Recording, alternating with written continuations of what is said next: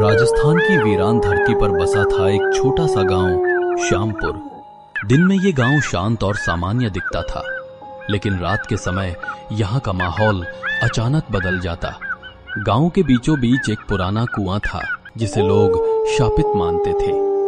कहा जाता था कि बरसों पहले इसी कुएं में एक औरत की लाश फेंकी गई थी और तब से जब भी कोई इंसान रात में कुएं के पास जाता, उसकी लाश सुबह पानी में तैरती मिलती। गांव का बरगद पुराना गवाह था। हर शाम वहां कुछ बुजुर्ग इकट्ठा होकर हुक्का पीते और उसी कुएं की कहानियां छेड़ते। एक दिन मास्टर जी ने कहा, ये सब अंधविश्वास है। मौतें तो बाढ़ और हादसों में भी होती हैं। भूत प्रेत जैसी कोई चीज नहीं होती। उसी शाम एक अजनबी गांव में पहुंचा। उसका नाम था नरेश, जो पास के कस्बे से आया था। वो पेशे से वकील था और गांव में जमीन का कोई पुराना मुकदमा देखने आया था। गांव वालों ने उसे रोकते हुए कहा, रात होते ही कुएं के पास मत जाना, वहां मौत रहती है। मैं पढ़ा लिखा आदमी हूं, भूत जैसी कोई चीज नहीं होती। मैं यही रुकूंगा, देखता हूं क्या होता है। गांव वाले डरे सहमे उसे समझाते रहे, मगर नरेश अड़धया। रात के लगभग 12 बजे नरेश लालटेन लेकर कुएं के पास गया। आसमान काला था, हवा भारी थी और चारों तरफ सन्नाटा पसरा था। अचानक कुएं से छप छप की आवाज आने लगी, जैसे कोई औरत अंदर तड़प रही हो।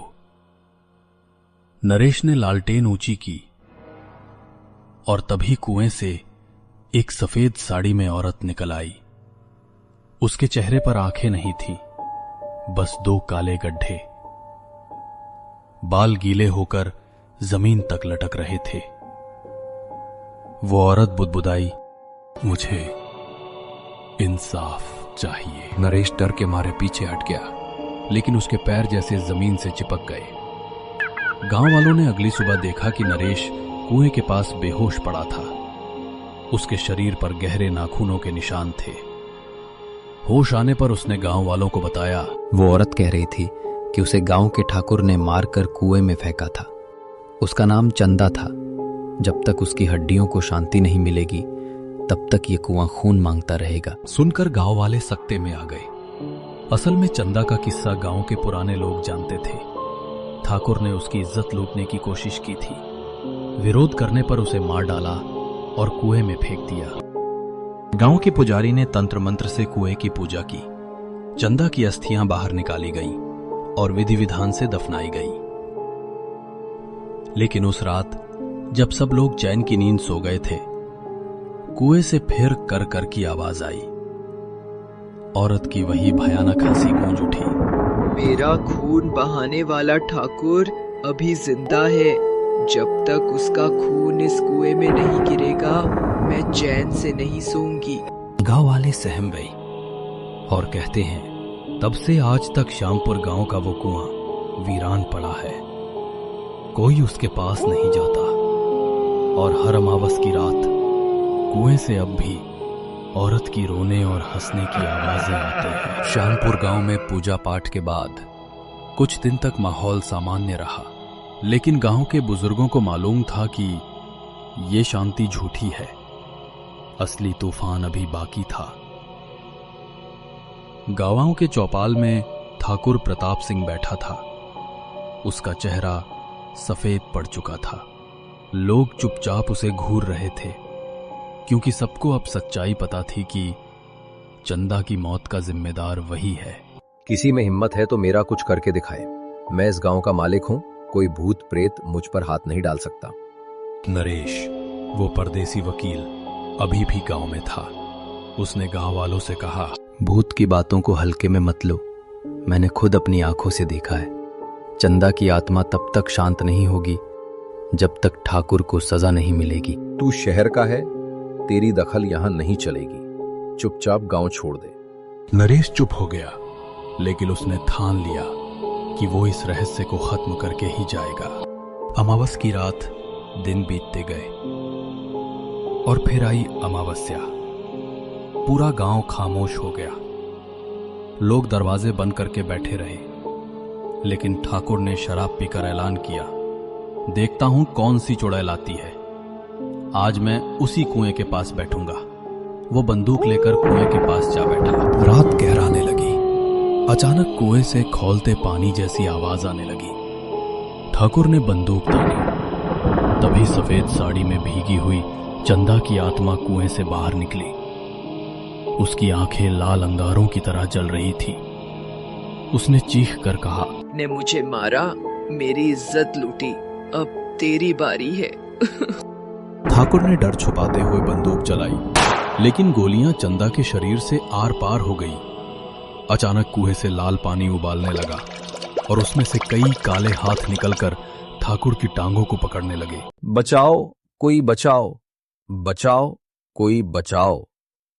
लेकिन गांव वाले दरवाजे बंद करके बैठे थे। नरेश अकेला दौड़ा, लेकिन देर हो चुकी थी। चंदा की आत्मा ने ठाकुर को कुएं में खींच लिया। उसकी आखिरी चीख पूरे गांव में गूंज गई और कुएं का पानी उस रात खून से लाल हो गया। बह हुई तो कुएं का पानी फिर शांत था। ठाकुर कहीं नहीं मिला, बस उसकी पगड़ी और टूटी हुई बंदूक किनारे पड़ी थी। गांव वालों ने राहत की सांस ली कि अब चंदा की आत्मा शांत हो जाएगी। लेकिन नरेश को रात में सपना आया। चंदा खून से लथपथ हंस रही थी और कह रही थी, मेरा बदला तो पूरा हुआ, लेकिन इस कुएं की प्यास अभी बाकी है। ठाकुर प्रताप सिंह की मौत के बाद गांव वालों ने राहत की सांस ली। सबको लगा कि अब चंदा की आत्मा शांत हो चुकी है। लेकिन ये राहत ज्यादा दिन नहीं टिक सकी। कुएं का पानी पहले जैसा साफ नहीं रहा। कभी कभी उसमें लाल झाग उठते और रात को उसके आसपास कराहने की आवाजें सुनाई देती। गांव के लोग फिर से डरने लगे। नरेश को यकीन था कि मामला अभी खत्म नहीं हुआ। उसने हरि नारायण काका, गांव के सबसे बूढ़े आदमी से पूछा, काका, ये कुआं इतना अभिशप्त क्यों है? बेटा, ये कुआं सिर्फ पानी का नहीं है, ये बलि का कुआं है। सैकड़ों साल पहले यहाँ तंत्र मंत्र करने वाले साधु इंसानों की बलि चढ़ाते थे। चंदा की मौत ने उस श्राप को फिर से जगा दिया है। अब ये कुआं खून मांगता है। अगर उसे नहीं मिला तो पूरा गांव उजड़ जाएगा। उस रात फिर अनहोनी हुई। चरवाहा गोपाल, जो देर रात खेत से लौट रहा था, अचानक गायब हो गया। सुबह उसकी लाश कुएं में तैरती मिली। उसके शरीर पर नाखूनों के गहरे निशान थे, जैसे किसी ने नोच नोच कर उसे मारा हो। गांव में हाहाकार मच गया। सब समझ गए कि कुएं की खून की प्यास अभी बाकी है। लोगों ने पंचायत बुलाई। कुछ ने कहा, इस कुएं को ढक दो, इसे मिट्टी से भर दो। लेकिन हरिनारायण ने रोते हुए कहा, नहीं, ये साधारण कुआं नहीं है। इसे ढकने से प्रकोप और बढ़ जाएगा। इसे शांत करने के लिए किसी को इसकी बलि देनी होगी। गांव वालों ने कांपते हुए एक दूसरे को देखा। सबके मन में एक ही सवाल था, अगला शिकार कौन होगा? नरेश ने फैसला किया कि वो इस रहस्य को खत्म करेगा। उसने पास के कस्बे से पुराने ग्रंथ और तंत्र मंत्र की किताबें मंगवाई। उसे पता चला कि इस कुएं को शांत करने का एक ही तरीका है, बलि की श्रृंखला तोड़ना। इसके लिए किसी को अपनी जान देकर स्वेच्छा से बलिदान करना होगा, तभी श्राप टूटेगा। कुछ ही दिनों में फिर से अमावस्या आने वाली थी। गांव के लोग पहले से ज्यादा डरे हुए थे। उस रात नरेश ने खुद तय कर लिया, अगर किसी को मरना ही है तो वो मैं होऊंगा। मैं इस कुएं को शांत करके ही जाऊंगा। लेकिन चंदा की आत्मा हर रात उसके सामने आने लगी। वो, तू मुझे बचाना चाहता है नरेश, लेकिन अब मैं अकेली नहीं हूँ। ये कुआं मुझसे भी ज्यादा प्यासा हो चुका है। अमावस की रात आई। पूरा गांव मंदिर में इकट्ठा हो गया। नरेश अकेला मशाल लेकर कुएं के पास पहुंचा। अचानक कुएं से तेज हवा चलने लगी। खून की बूंदें हवा में उछलकर उसके चेहरे पर गिरने लगी और तभी कुएं से हाथ निकलकर ऊपर उठे, जैसे किसी को खींचने को बेताब हो। उनमें से हर हाथ खून से लथपथ था। नरेश चीखा, अगर तुझे बलि चाहिए तो मुझे ले ले, मैं तेरे श्राप को यहीं खत्म कर दूंगा। तेरे खून से मेरी प्यास नहीं बुझेगी, मुझे पूरा गांव चाहिए, पूरा। गांव वालों ने दूर से ये सब देखा और डर से बेहाल हो उठे। हरिनारायण ने कांपते हुए कहा, अब बहुत देर हो चुकी है, ये कुआं कभी नहीं रुकेगा, अब ये पूरे श्यामपुर को निगल जाएगा।